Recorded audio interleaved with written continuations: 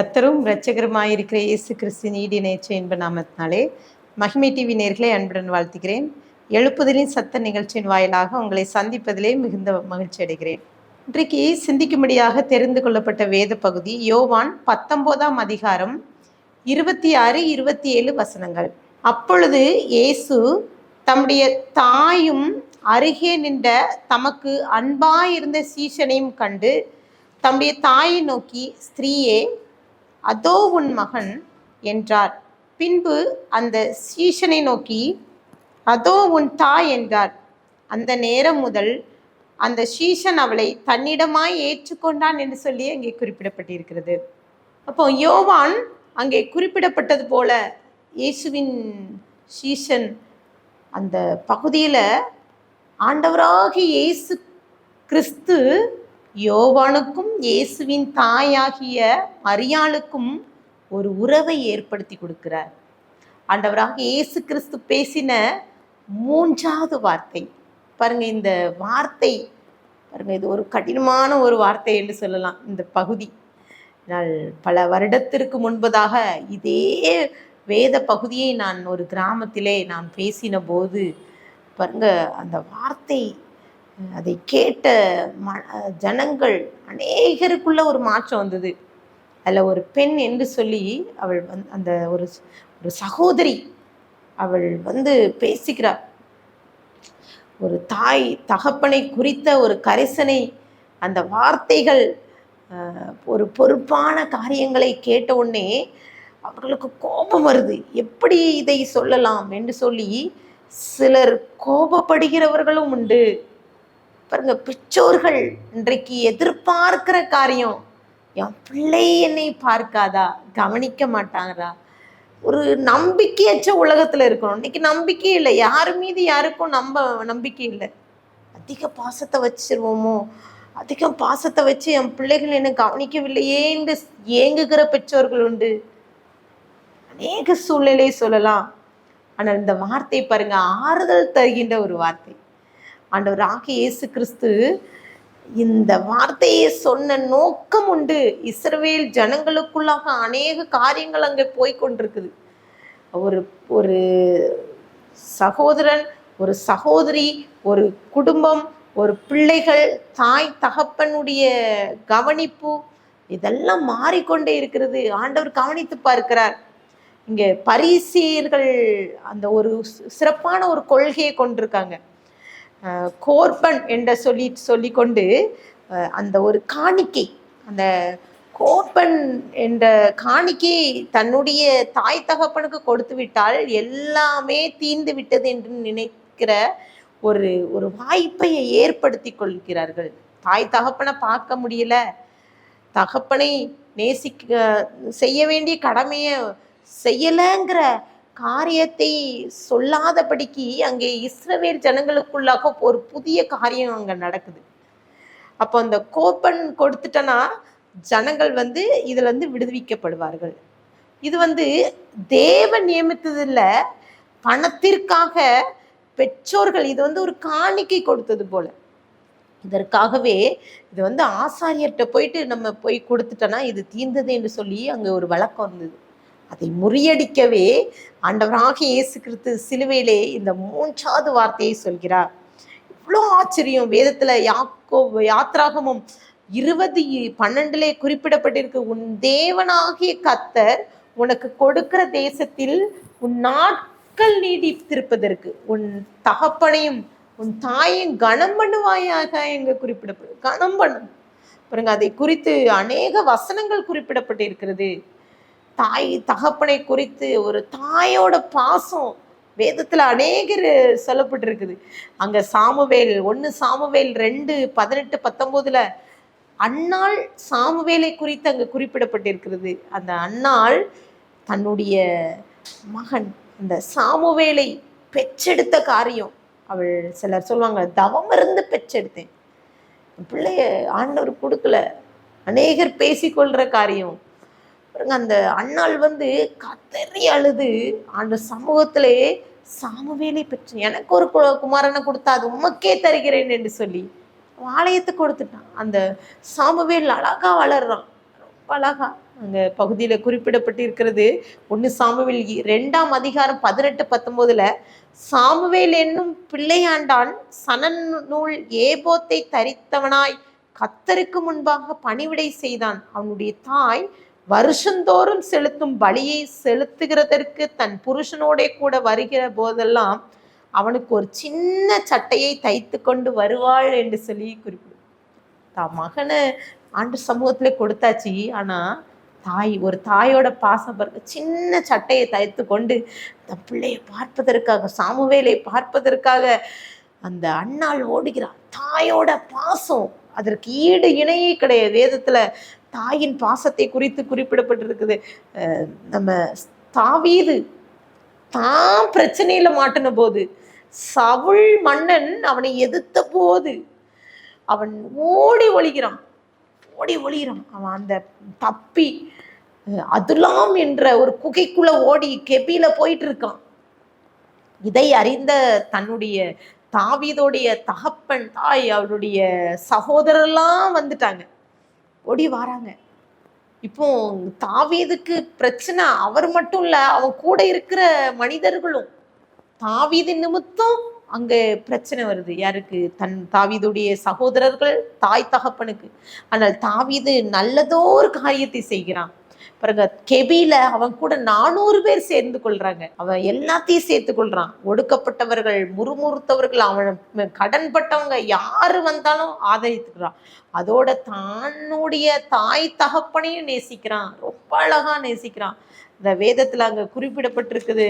அங்க 1 சாமுவேல் 22:3 தாவீது அவ்விடத்தை விட்டு மோவாபியரை சேர்ந்த மிஸ்பேக்கு போய் மோவாப்பின் ராஜாவை பார்த்து, தேவன் என்னை எப்படி நடத்துவார் என்று நான் அறியும் மட்டும் என் தகப்பனும் என் தாயும் உங்களிடத்திலே தங்கியிருக்கும்படி தயவு செய்யும் என்று சொல்லி அவர்களை மோவாப்பின் ராஜாவினிடத்தில் அழைத்து கொண்டு போய்விட்டான். தாவீது அரணிலே இருந்த நாளெல்லாம் அவர்கள் அங்கே அவனோடு இருந்தார்கள். எவ்வளோ அவனுக்கு பிரச்சனை பாடு. ஆனா தாய் தகப்பனை ஒரு நல்ல ஒரு இடத்துல, ஒரு பாதுகாப்பான இடத்துல கொண்டு போய் தாவீது விடுகிறான். பாசம் பாருங்க, தாய் தகப்பன் மீது அன்பு அளவு கடந்தாங்க. யோசேப்பை குறித்து பார்த்தீங்கன்னா, அவன் எகிப்துக்கு விற்கப்பட்டான், அடிமையா இருக்கிறான். சகோதரர்கள்லாம் குழியில போட்டு அவனை வித்துட்டாங்க. ஆனா அந்த சகோதரர்கள் பஞ்ச காலத்துல வரும்போது யோசேப்பு நினைத்து பார்க்கிறான், என்னுடைய சகோதரர்கள் ஏன் என்னுடைய உடன்பிறப்புன்ட்டு கண்ணீர் வடிக்கிறான். யாக்கோபு பார்த்தீங்கன்னா, அவன் முதிர்ந்து வயதாயிட்டு, அவன் கண்ணெல்லாம் அவனுக்கு பார்வை இழந்து போயிட்டு. ஆனாலும் யோசேப்பு என்ன செய்கிறான்னா, தன்னுடைய தகப்பனையும் தன்னுடைய சகோதரனை நேசிக்கிறான். இன்றைக்கு எத்தனை பேர் நேசிக்கிறோம்? நம் அன்பு எப்படிப்பட்டதா இருக்கிறது? அநேக நேரங்கள்ல அன்பு தணிந்து போயிட்டு கடைசி காலத்துக்குள்ளாக இருக்கிறோம். இப்படிப்பட்ட காரியங்களை நான் யோசிக்கிறது. நிறைய பெற்றோர்கள் கவலைப்படுறாங்க. நிறைய குடும்பங்கள்ல நிறைய பெற்றோர்கள் தனிமையா இருக்காங்க. சிலர் ஆதரவற்று இருக்கிறாங்க. முதியோர் இல்லங்கள் நிறைய பேர். ஒரு முறை நாங்கள் முதியோர் இல்லத்துக்கு சென்றபோது அங்கே ஒரு சகோதரி அழுது கொண்டே இருந்தாங்க. நாங்கள் என்ன பேசினாலும் அங்கே நிறைய சகோதரர்கள் இருந்தாங்க. அப்போது அவர்களோடு பேசி கொண்ட போது அவர்கள் சொன்னாங்க, என்னிடம் நான் இங்க கொண்டு விடுகிறேன் என்று சொல்லாமையே என்னுடைய பிள்ளைகள் இங்க கொண்டு விட்டுட்டு போயிட்டாங்க, என்னால் அதை தாங்கிக் கொள்ளவே முடியலன்னு சொல்லி அழுதார்கள். பாருங்க, எவ்வளோ காரியங்கள் நடக்குது. நிறைய காரியங்கள்ல நம்ம தாயன்பு இல்லாதபடி, பெற்றோர்களை நேசிக்காதபடிக்கு நம்ம இருந்து கொண்டு இருக்கிறோம். மும்பையில் ஒரு பிரபல திரைப்பட துறையில் இருக்கிற ஒரு மனிதன் பாருங்க, 100 படங்களுக்கு மேல் நடித்திருக்கு. அவர்களுடைய கடைசி காலத்தில் பாருங்க, அவருக்கு முடியாத நேரத்தில் அவர் மருத்துவமனையிலே அனுமதித்த போது பிள்ளைகள் அந்த மனிதனை விட்டு விட்டு சென்று விட்டார்களாம். பாருங்க, அந்த மருத்துவமனைக்கு பணம் கொடுக்க முடியாத நிலைமையில் அவர் இருந்தார் என்று சொல்லி அங்கே குறிப்பிடப்பட்டிருக்கு. பாருங்க, நிறைய இடங்கள்ல பெற்றோர்களை கைவிடுகிற பிள்ளைகள். மோசே பார்த்தீங்கன்னா, மோசே அவனுடைய மனைவி, அவனுடைய தகப்பன் அவனுடைய ஆலோசனையே கேட்குறான். மோசே வனாந்திரத்தில் நடக்கப்பட்ட விதத்தை எல்லாத்தையும் தன்னுடைய மாமனார்கிட்ட கேட்குறான். அவர் பார்க்கிறார்.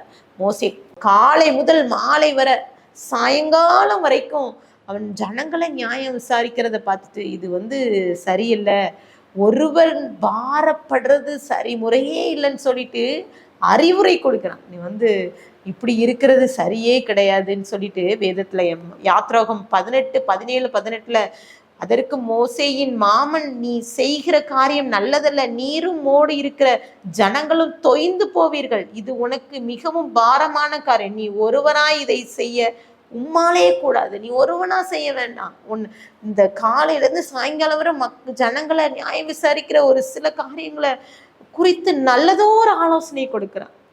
அவன் தேவனுக்கு பயந்தவர்கள், அது மாத்திரம் உண்மை உள்ளவங்க, பொருளாசை இல்லாதவங்க, திறமையான மனுஷங்களை தேர்ந்தெடுத்து 1000 பேருக்கு அதிபதியாகும், 100 பேருக்கு அதிபதியாகும், 50 பேருக்கு அதிபதியாகும், 10 பேருக்கு அதிபதியாகவும் பிரித்து விடு. அப்போது ஜனங்கள் அவர்கள் பிரச்சனைக்கு, ஒருவேளை பெரிய பிரச்சனையாக இருந்தால் உன்னிடம் கொண்டு வரட்டும், அதை அன்போடு ஏற்றுக்கொள்கிறான். யாத்ராகம் 15:24 மோசே தன் மாமன் சொல் கேட்டு அவன் சொன்னபடியெல்லாம் செய்து வந்தான் என்று சொல்லி. எவ்வளோ காரியம்! இன்றைக்கு கடைசி காலத்துக்குள்ள இருக்கிறோம். இப்போ இயேசுவின் தாயாகிய மரியாள், அவள் பாருங்க, ஆண்டவராகிய இயேசு கிறிஸ்து அவள் கூடவே இருக்கிறார். பாருங்க, அந்த காபிரியல் தூதன் சொல்ல, கிருபை பெற்றவளே, பாருங்க, கிருபை மரியாளுக்கு கிருபை. இந்த கிருபை யாருக்கும் இந்த உலகத்துல கிடையாது. அவ்வளோ கிருபை பெற்ற பெண். ஆண்டவராகிய இயேசு கிறிஸ்துவை சொல்கிறார், சுமக்கிறாள். அங்க குடிமதிப்பு எழுதுறதுக்காக அங்க பயணம் சென்று போறாங்க. பாடுகள், அந்த ஆண்டவர் இயேசு வயிற்றுல இருக்கும்போது இருந்து பாடுகள், போயிட்டு அங்க சத்திரத்துல இடம் இல்லை, அவளுக்கு பாடுகளை அனுபவிக்கலாம். இன்னும் அந்த பிள்ளையை கொள்வதற்காக நடந்த காரியங்கள், அங்க பார்வோன் ராஜா செய்த காரியம், எகிப்துக்கு தப்பி ஓடுறாங்க. கொஞ்சம் நஞ்ச பாடல்ல அவ்வளவு காப்பாற்றுகிறார் அந்த பிள்ளையை. இயேசு வயிற்றில இருக்கும் போதுல இருந்து பாதுகாத்து அவள் பிறப்புல இருந்து வளர்க்கிற வர, அப்ப இயேசு பிறந்து 8வது நாள்ல அவ பிள்ளையை தூக்கிட்டு போறாங்க. நியாய பிரமாண முறைப்படி அந்த பிள்ளைக்கு விருத்த சேதனம் பண்ணணும். அங்க போயிட்டு சிமியோன் அந்த பிள்ளைய வாங்கி அந்த பிள்ளைய குறிச்சு நிறைய காரியம் சொல்றான். இஸ்ரவேலுக்கு ஆறுதல் வர காத்திருந்த சிமியோன் சொல்ற காரியம் லூக்கா 2ஆம் அதிகாரம் 35 இங்க குறிப்பிடப்பட்டு இருக்கிறது. உன் ஆத்மாவை ஒரு பட்டயம் உருவி போகும் என்றான் சொல்லி அங்க குறிப்பிடப்பட்ட ஆத்மாவை ஒரு பட்டயம் உருவி போகும். இந்த வாக்கு நிறைவேறுவதற்காகவே இயேசு சிலுவையில் அறையப்பட்டார். பாருங்க, எவ்வளவு பாதுகாத்த, பிறந்ததுல இருந்தே இந்த பிள்ளையை கொல்ல வகை தேடும் போது பாடுபட்டு கஷ்டப்பட்டு இந்த பிள்ளையை குறிச்சு மரியாள்கிட்ட சொல்றான். ஆண்டவர் சொன்ன மரணத்தை குறித்து சிமியோன் சொன்ன வார்த்தை நிறைவேறிட்டு, அதே இந்த தீர்க்க நினைச்சு பார்க்கறான். அவர் கூட ஆண்டவராக இயேசு கிறிஸ்து சிலுவையில் அறைந்த பொழுது கடைசியா இருந்த அங்க சீஷன் அந்த யோவான் 6 மணி நேரம் அந்த சிலுவையை அங்கேயே இருக்கிறான். அவள் கூட மரியாளும் இருக்கிறான். மரியாள் கூட அநேக பெண்கள் இருந்ததாக வேதத்துல குறிப்பிடப்பட்டு, அப்போ அவர்கள் எல்லாம் பார்க்குறாங்க. இந்த பெண்கள் இயேசுவின் தாயுடைய சகோதரி சலோமே, அவள் யாக்கோபு யோவானுடைய தாயார்னு சொல்றாங்க. அப்போ யோவான் இயேசுவின் உறவு முறைன்னு சொல்றாங்க. யோவான் அவனுடைய மரியாளுடைய சகோதரனுடைய மகன் என்று சொல்லி அங்கே குறிப்பிடப்பட்டு, அப்போ இன்னொரு 3ஆவதாக ஒரு பெண் இருக்கிறார், கிளையோப்பாவின் மனைவியாக மரியாள் இருக்கிறார். இன்னும் 4ஆவது பெண் என்ன யாருன்னா மகதலேனா மரியாள். அவளை குறித்து சொல்லணும்னா 7 பிசாசை துரத்தணும். ஆண்டவர் மரித்த உயிரோடு எழும்ப முதல் காட்சி கொடுத்த பெண் என்று சொல்லலாம். இப்படி சிலுவையில அவருக்காக காத்திருந்த பெண்கள். மரியாள் குறித்து சொல்லணும், ஆண்டவராகிய இயேசு கிறிஸ்துவை குறித்து எல்லா காரியம் எருசலேமிலே அவர் பண்டிகையிலே முடித்து திரும்பி வரும்போது ஆண்டவர் அங்கே 3 நாள் தங்கியிருந்து பேசின காரியம், அவள் எல்லாத்தையும் மனதுக்குள்ளே வைத்திருக்கிறாள். அப்படிப்பட்ட தாயாரை இயேசு ஆண்டவராக இயேசு கிறிஸ்து அவர் பொறுப்போடு வைக்கிறார். அவர் கரெக்டான நேரத்துல ஒரு சீசன் தனக்காக இருந்த அந்த யோவான்கிட்ட போயிட்டு ஒப்படைக்கிறார், பொறுப்பை நிறைவேற்றுகிறார். ஏசாயா 52:13 இதோ என் தாசன் ஞானமாய் நடப்பார் என்று சொன்னது போல ஞானமாய் பேசுகிறார். சில நேரங்களில் நம்மளுக்கு பேச முடியல. கடைசி காலத்துக்குள்ளாக வந்திருக்கிறோம். கடைசி கால எழுப்புதல் பாருங்க. இன்னைக்கு அநேக இடங்கள்ல கடைசி காலத்துல இருக்கு, நம்பிக்கை இல்லை. இன்னைக்கு அநேக இடங்கள்ல நம்பிக்கை இழந்து போயிட்டு இருக்கோம். இங்க ரோமாபுரிய ஆண்ட அரசன், புகழ்பெற்ற ஒரு ஜூலியஸ் சீசர் என்று அந்த அரசன் பாருங்க, அவனை ஒரு முறை கடைசியா அவனை கொல்ல வேண்டும் என்று அங்க சக அமைச்சரவையில் இருக்க சக அமைச்சர்கள்லாம் அவனை கத்தியால குத்த வராங்க, கொல்ல வராங்க. அப்பொழுது அவர் நோக்கி பார்க்கிறார். அப்போ அவன் ப்ரூட்டஸ் என்ற ஒரு அவனு கூட இருக்கிற நண்பன் பாருங்க, அங்க அவனை ரொம்ப நேசிப்பார். அப்போ இவரை கொல்ல வந்தோடனே ப்ரூட்டஸை பார்க்கிறார் பாருங்க. அவன் இந்த இவர்களோட சக அமைச்சரோடு சேர்ந்து அவனும் அந்த ஜூலியஸ் சீசரை கத்தியால் குத்த விடுகிறான். அப்போ அவர் சொல்லுவார், நீனுமா என்று சொல்லி அவன் வார்த்தையை சொல்லி மறைத்து விடுகிறான். பாருங்க, இன்றைக்கு யாரையும் நம்ப முடிவதில்லை. அன்பு தணிந்து போய்விட்டது. வேதத்துல அநேக இடங்கள்ல அன்பை குறித்து குறிப்பிடப்பட்டது. 2 தீமோத்தேயுல 3ஆம் அதிகாரத்துல அங்க குறிப்பிடப்பட்டிருக்கிறது.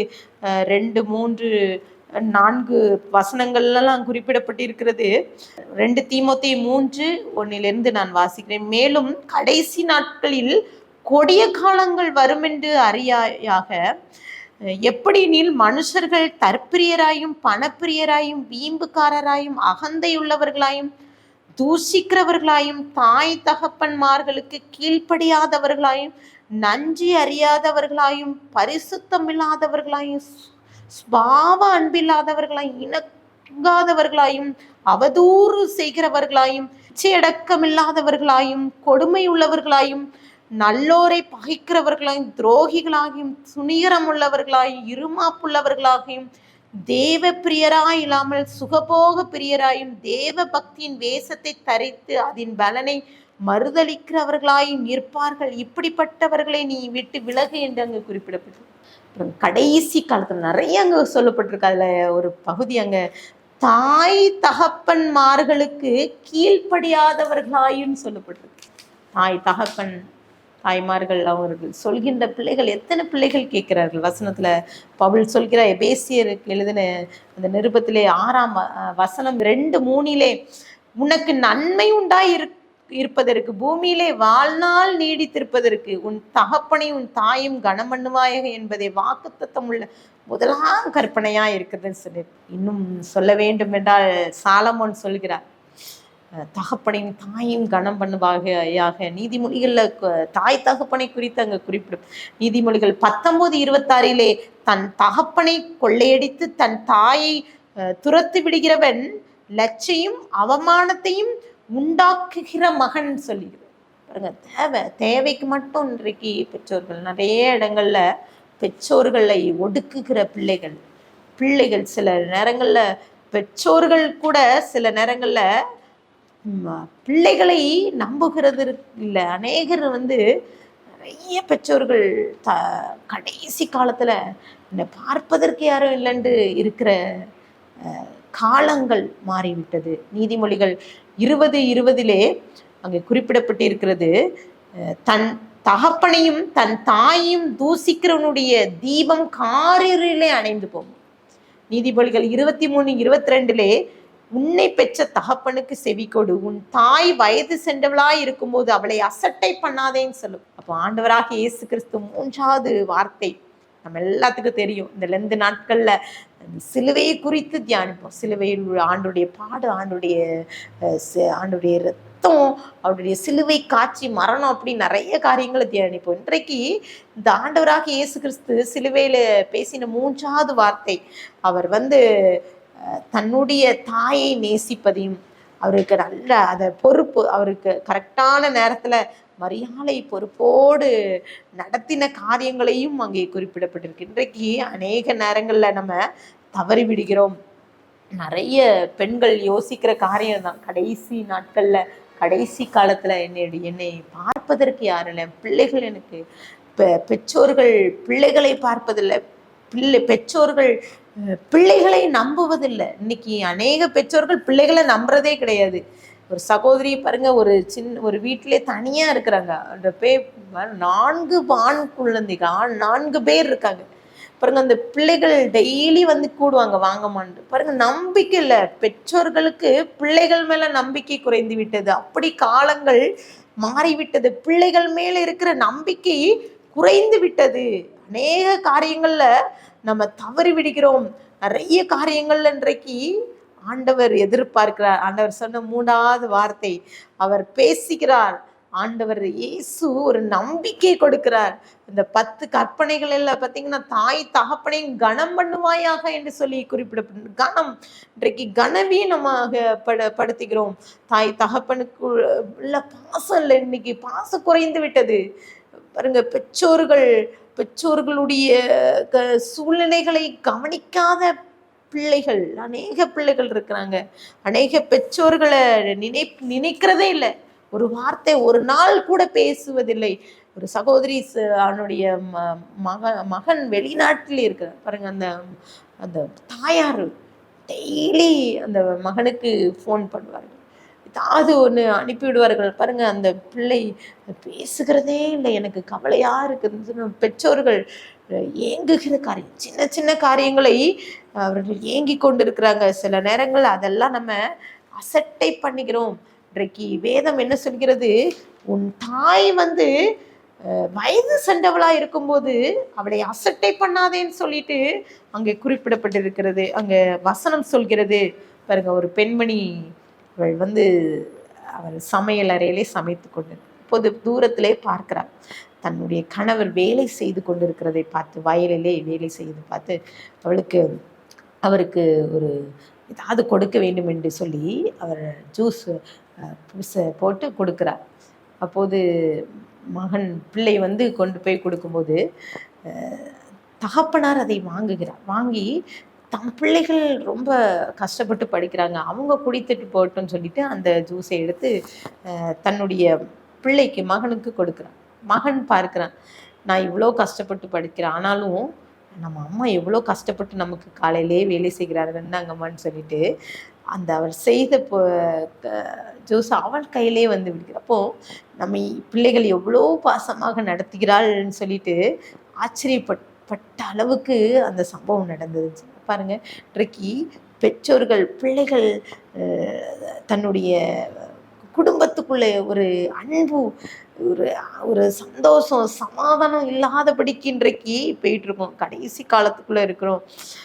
1 தெசலோனிக்கேயர் 4:9 நீங்கள் ஒருவர் அன்பாயிருக்கும்படி தேவனால் போதிக்கப்பட்டு இருப்பீர்களே என்று குறிப்பிடப்பட்டு, தேவனால் போதிக்கப்பட்டு இருக்கிறீர்கள். அப்போ இன்றைக்கு ஆண்டவர் நமக்கு போதிக்கிறார், சிலுவையிலே போதிக்கிறார், வார்த்தை மூலமாக போதிக்கிறார்.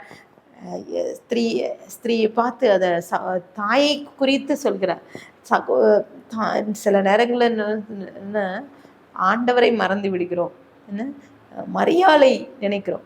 மரியாள் இந்த காரியங்கள் வணங்குற காரியங்கள் பாருங்க. ஆண்டவர் என்ன சொல்கிறார், ஸ்திரீயே என்று சொல்கிறார். அவர் பொறுப்பை சொல்லி முடித்து விடுகிறார். இன்றைக்கு சில நேரங்களில் தவறான கொள்கைக்குள்ளாக போய் விடுகிறோம். அவர் இன்றைக்கு நமக்காக ஜீவன் கொடுத்து நம்மை மீட்க, நம்முடைய பாடுகளுக்காக அவர் மீட்கப்பட்ட, நமக்காக இரத்தம் சிந்தி இந்த உலகத்திற்கு அவர் மீட்பை கொண்டு வந்தார். அந்த நாட்களிலும் அந்த காலத்திலும் தன்னுடைய பொறுப்பை அவர் நிறைவேற்றி சென்றது போல நாமும் கூட ஆண்டவர் சமூகத்தில் ஒப்பு கொடுக்கலாம். ஆண்டவரே, எனக்கு இந்த பொறுப்பை கொடுத்துருக்கீங்க, என்னுடைய தாய் தகப்பனுக்கு கீழ்ப்படிந்தேன், குடும்பத்தை அன்பாக நடத்த ஆண்டவர் அவர்களுக்கு நாங்கள் அன்பான காரியத்தை செய்ய அப்படிப்பட்ட ஒரு எண்ணங்களை எனக்கு தாங்க.